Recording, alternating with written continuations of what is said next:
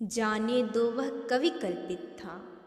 मैंने तो भीषण जाड़ों में नभ चुंबी कैलाश शीर्ष पर महामेघ को झंझानिल से गरज गरज भिड़ते देखा है।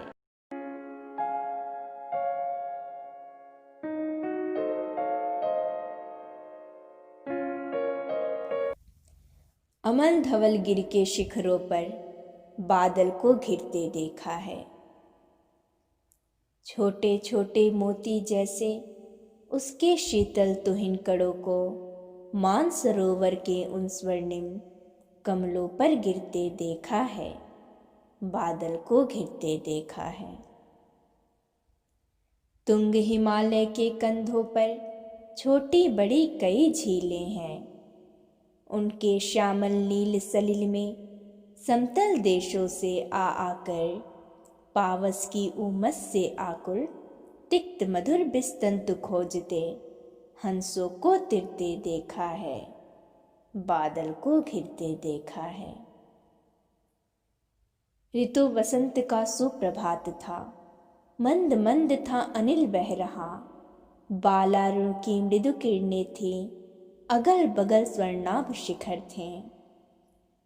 एक दूसरे से विरहित हो अलग अलग रहकर हैं जिनको सारी रात बितानी होती। निशा काल से चिर अभिशापित बेबस उस चकवा चकई का बंद हुआ क्रंदन, फिर उनमें उस महान सरवर के तीरे शैवालों की हरी दरी पर प्रणय कलह छिड़ते देखा है, बादल को घिरते देखा है। दुर्गम बर्फानी घाटी में शत सहस्त्र फुट ऊंचाई पर अलख नाभि से उठने वाले निज के ही उन्मादक परिमल के पीछे धावित हो होकर तरल तरुण कस्तूरी मृग को अपने पर चिढ़ते देखा है, बादल को घिरते देखा है। कहाँ गया धनपति कुबेर वह, कहाँ गई उसकी अलका, नहीं ठिकाना कालिदास के व्योम प्रवाही गंगा जल का। ढूंढा बहुत परंतु लगा क्या, मेघदूत का पता कहीं पर।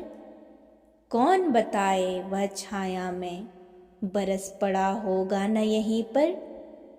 जाने दो वह कवि कल्पित था, जाने दो वह कवि कल्पित था। मैंने तो भीषण जाड़ों में नभ चुंबी कैलाश शीर्ष पर महामेघ को झंझानिल से गरज गरज भिड़ते देखा है, बादल को घिरते देखा है।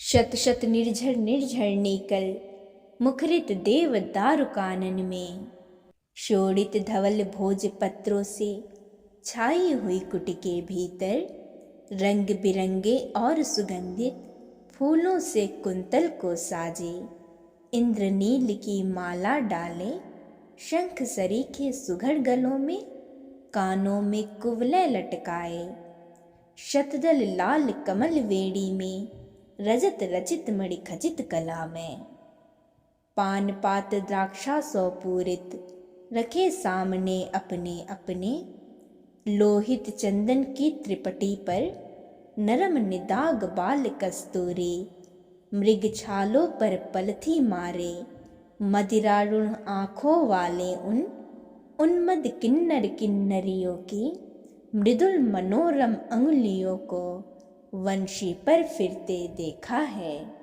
बादल को घिरते देखा है।